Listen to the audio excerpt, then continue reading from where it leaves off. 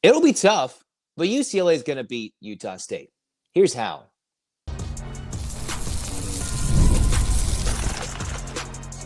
You are Locked On UCLA, your daily podcast on the UCLA Bruins. Part of the Locked On Podcast Network, your team every day. Welcome, everybody, to this edition of the Locked On UCLA Podcast. I'm your host, Zach Anderson-Yoxsimer. Thanks for making this show your first listen each and every day. It's free wherever it's your podcast, and it's available on YouTube. Like, comment, subscribe, download. Thanks for your support. It's your team every day here as we get ready for March Madness for the NCAA tournament. This episode is brought to you by Monarch Money. Take control of your finances with Monarch Money. Use the code LOCKEDONCOLLEGE at monarchmoney.com for 50% off your first year. Where we get started, UCLA in a 7-10 matchup out in Lexington, Kentucky at Rupp Arena, trying to take down the Utah State Aggies out of the Mountain West. UCLA, as we know, has struggled this year. Further east they've gone. They did not fare too well against the Mountain West champions.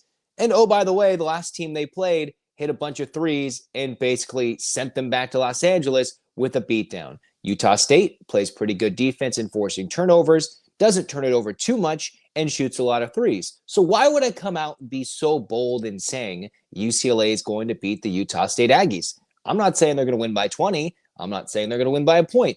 It will be tough. It will be fun. It might be ugly at times, but I think this is a matchup that UCLA in the first round, obviously they'll be favored. The higher seeded team should walk away with the dub. We talk about UCLA struggles with New Mexico. Utah State, you go up and down their resume with Jared Calhoun, a program that's made the NCAA tournament 3 different years, 3 different head coaches. Pretty remarkable to do so. They came in, I was looking at the resume, they lost to New Mexico twice. Once in a beatdown, another one in a close game at home. In other games, Utah State did beat San Diego State a couple of times. So we saw what happened to San Diego State the first 4 to North Carolina. They got beat down by an angry Tar Heel team. For Utah State, a beatdown against Boise State, a beatdown against Colorado State, another loss against Colorado State. So lately, against good teams, after a strong start to the year for the Aggies, they haven't been able to get the job done. This is a Utah State team that comes in 26-7, did a lot of their work at home, 15-2, 7-4 in true road games, and 4-1 overall in neutral site games. Things that might matter, but when it comes to March Madness, when it comes to the tournament, overall don't. So what are some guys, some names that should make some UCLA fans worry they should know of when they're watching the game? Obviously, the leading scorer, Ian Martinez. He is one of the best three-point shooters on this Utah State team, not percentage-wise, but he does take the most and he makes the most. Averages close to 17 points per game, is an elite, and I mean elite, free throw shooter at 87%. So the Bruins have to cut down his three-point shooting, not allow their leading scorer to get to the line and make some free throws, can get a couple of rebounds, is pretty good at sharing the basketball as well. He is 3rd on the team in assists. So this is a guy that can get red hot. Mason Falslev comes in. He's a guy that shoots over 50% from the floor. Utah State has 3 players that shoot over 50% from the floor. Actually, make that 4. Over 50% from the floor, and they get a decent amount of shots. So this is a really good shooting team that overall shoots the ball 49%.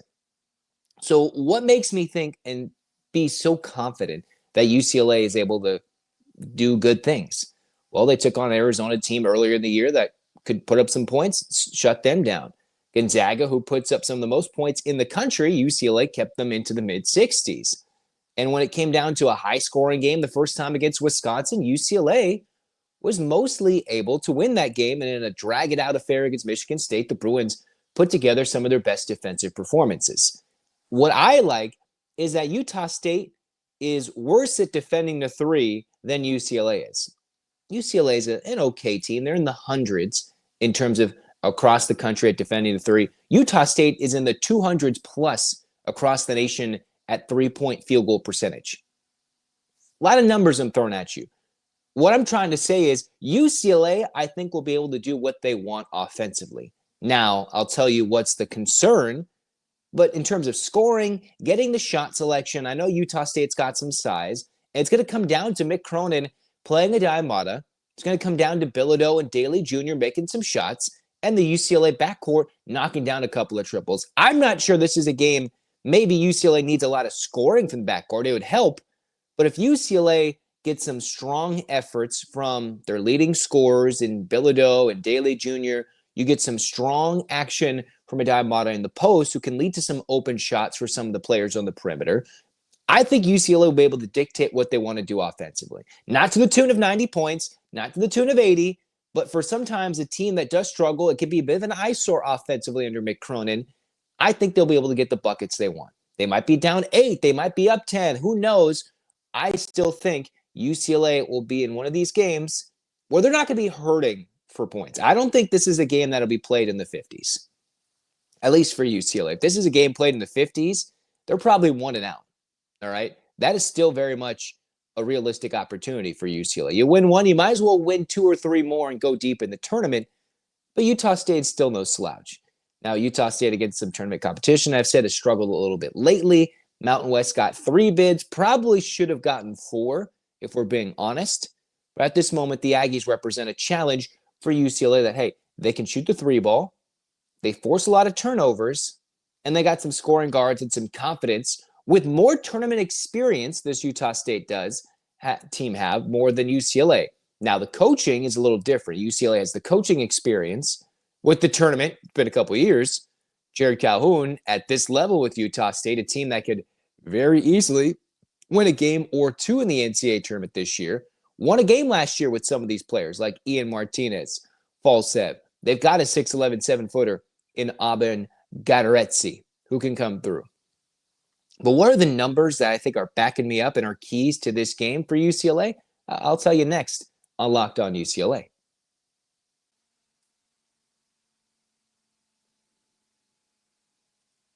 Scaling your business requires the right expertise at the right time. With Upwork, you can find specialized freelancers in marketing, development, design, and more. Experts ready to help take your business to the next level. Upwork gives businesses that flexibility where you can get connected to the top freelance talent across multiple industries. It can be IT, AI, web development, marketing, or more. Whether you need extra hands for a project or a long-term partner, Upwork makes hiring simple and affordable.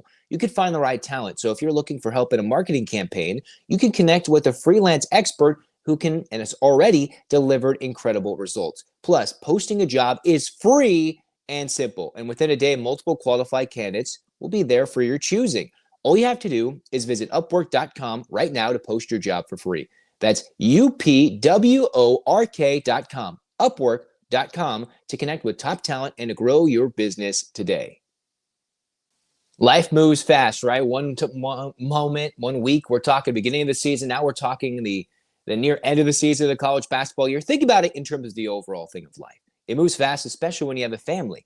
You're watching your kids take their first steps, and then before you know it, they're off to college, and that's why securing their future is so important. Fabric by Gerber Life makes it simple to get term life insurance that fits your family's needs. You can apply for it in under 10 minutes and get covered, and in many cases, there's no health exam required. You can get the peace of mind for your children and know that your family is financially protected no matter what happens, and Fabric can give you that peace of mind. Join thousands of parents who trust Fabric to help protect their families. Apply today in just minutes at meetfabric.com/lockedoncollege. That's meetfabric.com/lockedoncollege. Policies issued by Western Southern Life Assurance Company. Not available in certain states. Prices subject to underwriting and health questions.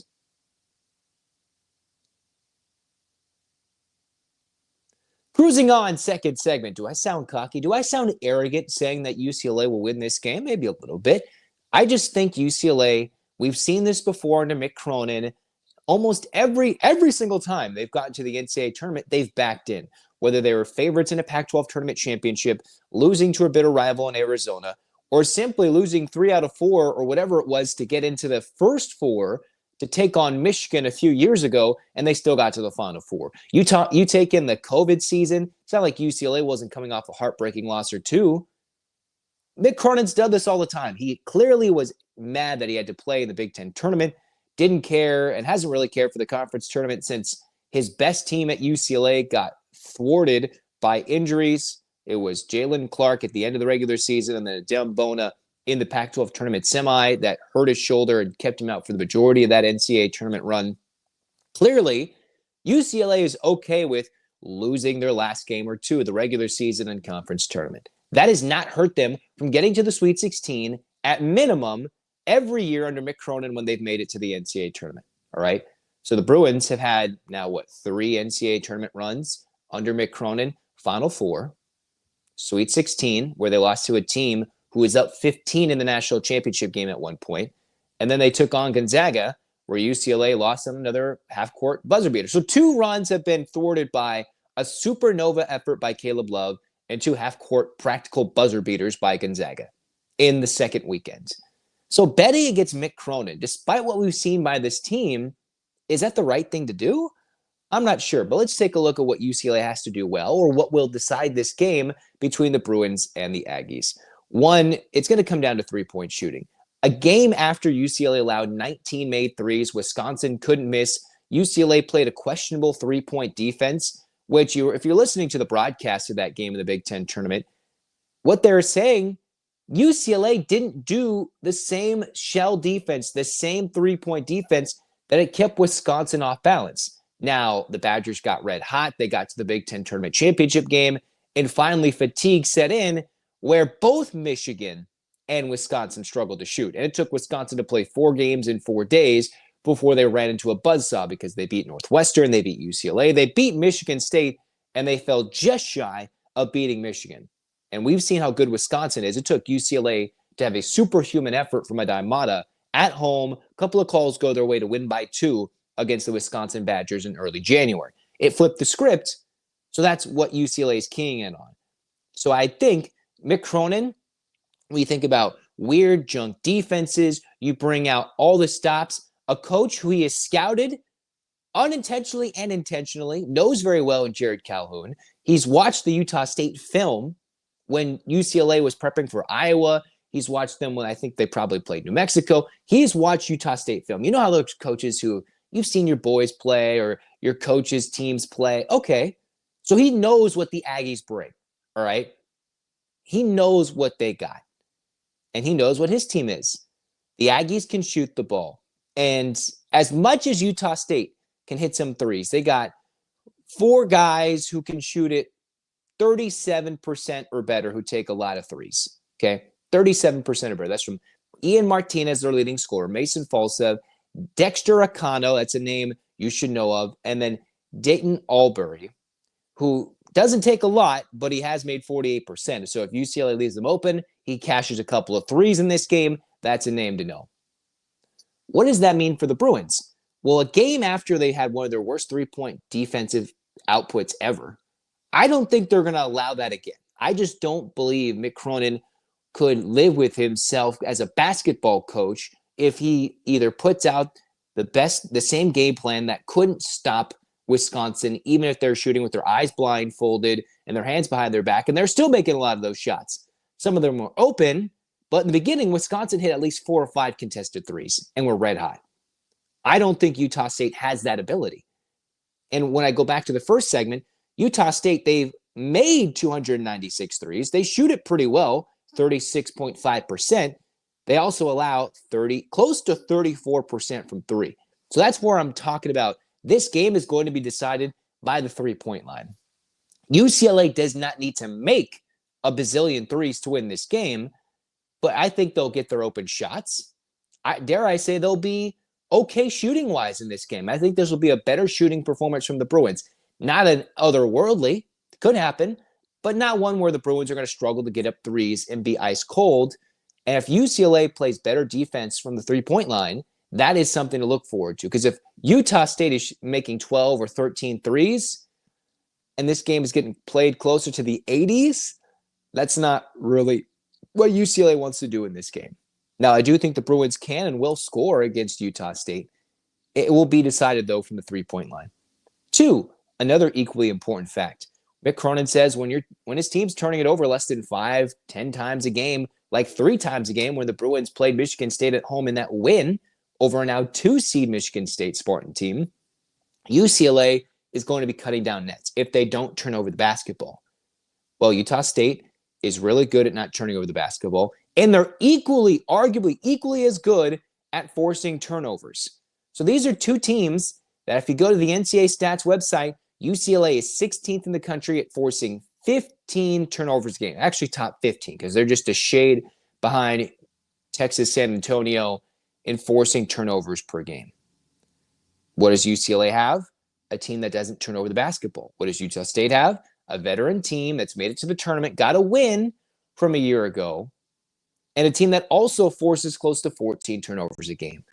So between 3-point shots that could make up for some mistakes in the turnover game, turnover margin, and more importantly, points off turnovers will be crucial. Because maybe these teams might both turn it over, but who will cash in, right? If this is just turnover on 4 possessions, then it's evened out and we'll probably have an ugly 2-minute stretch of basketball. If it's UCLA forcing turnovers and not cashing in, while Utah State takes the turnover and goes the other way and gets a fast break layup, gets an open transition 3, gets somebody into foul trouble, that is where this game can swing, because these are two teams that pride themselves on taking care of the ball, and that each team has some lockdown defenders when it comes to steals. Mason Falslev has 77 steals. And as much as Mick Cronin wants to hype Kobe Johnson, I like hyping up Kobe Johnson's defensive ability. Johnson only has 53 steals. Now, Eric Daly Jr.'s got 40. You see a lot of UCLA players like Sky Clark, he has 40 plus. Many UCLA players have 15 or more steals, okay? But Falslev is somebody that can pick your pocket and you won't even know what happens. He's that good at ripping the ball away. And they played in the same conference as a New Mexico team that forces more turnovers than UCLA does per game. So they won't necessarily be fazed by this UCLA defense, but this is a different team, and I'm still thinking UCLA can showcase some of their best basketball. Because we've seen it when they played USC, really, really good. When they've played some of the best teams in the country, their defense can lock them down, the opposition down, for 6 to 7 minutes. The problem is UCLA goes through lulls of 3 to 4 minutes or 4 to 5 minutes, or just forgets how to knock down a couple of free throws in the clutch, and that's how teams get back into games. So large in part, you look at the 3-point shooting and how much the turnovers affected, right? Because maybe UCLA has 13 turnovers in this game and Utah State has 12. That'd be less than both their averages in turnovers. But if UCLA, say, has 18 points off 12 Utah State turnovers and the Aggies aren't cashing in, that is where UCLA is going to win this game. Turnovers, which is more than what Mick Cronin harped about, location. I don't think that'll be as big of a factor because it's two West Coast teams playing the 9 o'clock game, the last game of the night in the session at Lexington, Kentucky. So I think that helps. If it was an East Coast team, if it wasn't two Western Coast or Mountain West teams, that wouldn't be a big issue. But again, Utah State only 2 time zones traveled. UCLA will be traveling into an Eastern time zone yet again. All things to take note of, but it's really going to come down to 3-point shooting and overall turnovers. Forced, kept, points off turnovers. Wrap that in a bow, and those are the things to look out for. Now, matchups to look out for, we're not going to go guards. We're going to talk about the bigs next on Locked On UCLA.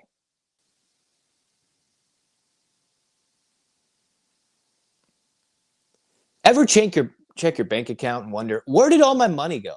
Between dining out, online shopping, entertainment, it's easy to lose track, and that's where Monarch Money comes in. Your personal CFO that gives you full visibility and control over your finances. Because it's not just another budgeting app. No, that's not what Monarch Money is. It's complete financial command center. You can track all your accounts, investments, and spending all in one place. You're not just managing your money. You can start building wealth. And hey, you're like, wait a minute. When you use Monarch, why am I spending so much on food delivery? So now you can budget smarter and save more. And while you can manage money with your partner even smoother than ever, you can track the shared accounts, the personal accounts, set goals, and stay on the same page without all the stress. Take control of your finances with Monarch Money. Use the code LOCKEDONCollege at monarchmoney.com for 50% off your first year. That's monarchmoney.com, code LOCKEDONCollege for half off your first year. The NCAA tournament is here, and so is the Bracket Breakdown. Locked On Podcast Network and Amazon Fire TV channels are teaming up to deliver NCAA tournament coverage like never before. Watch studio shows featuring former players and Locked On's local experts as they guide you through every upset, buzzer beater, and bracket matchup. Stream it all for free on Amazon Fire TV channel. Search Bracket Breakdown to see it all for free. It's your team every day.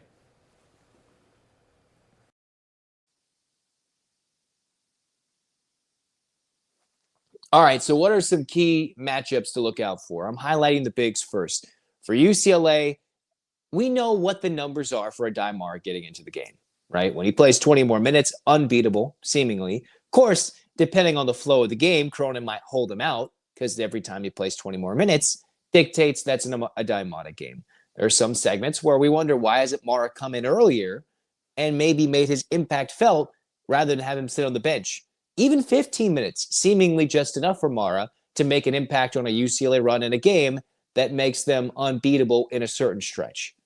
However, Utah State, they got some bigs. They're not big like New Mexico is all across the board, where they can start, 6'9", 6'9", 6'11", whatever it was for the Lobos. They're big starting front. UCLA and Utah State, fairly similar in terms of their size. UCLA just has the best post player in this game, I think. It's just whether they use him and if Aday Mara is available. Here's the thing. Isaac Johnson, that's the backup big, averages 8 minutes per game.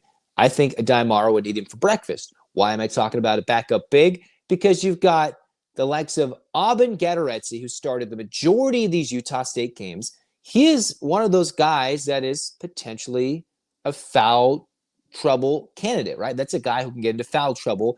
And if Cronin, like he's most likely going to do, throws out Bilodeau, throws out Daly Jr. in the starting lineup, brings Mata off the bench, that's where you have Bilodeau go into the chest of Gadaretsi and hopefully draw some foul calls early. Now, the pain is if they're calling fouls early, then UCLA's physical aggressive play most likely will put them into foul trouble as well. But if you can get a couple of fouls on the big man, I'm not sure if Johnson is ready for prime time that much to bring in Aday Mara if UCLA can come in. Now, if Gadaretsi has equaled Aday Mara's production in this game, I should say, if Utah State's big man and Aday Mara's numbers have similar numbers by the time this game is over, I'm not sure I like that. UCLA, I think, has a clear advantage when it comes to centers in this game. And if they fail to utilize it, or if they're overpassing the ball to get it in, overfeeding Bilodeau,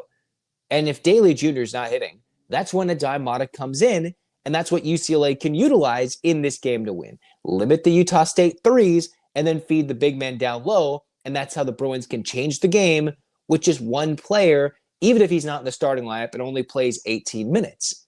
If the numbers are the same between the Aggie big men and the Bruin big men, I think that's huge advantage for Utah State. If it's one of those guys in foul trouble, and we've seen Aday Mara affect the game in 4 different ways, 4 to 5 different categories, then we know UCLA's gone on a run, and it's just a matter of them holding on to the lead in this game.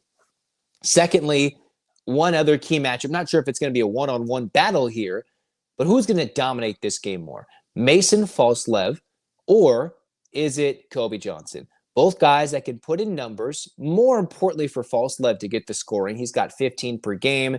Averages about 40% from 3 with 52 made threes, second on the team for Utah State. But it's his 77 steals, his team-leading assist total.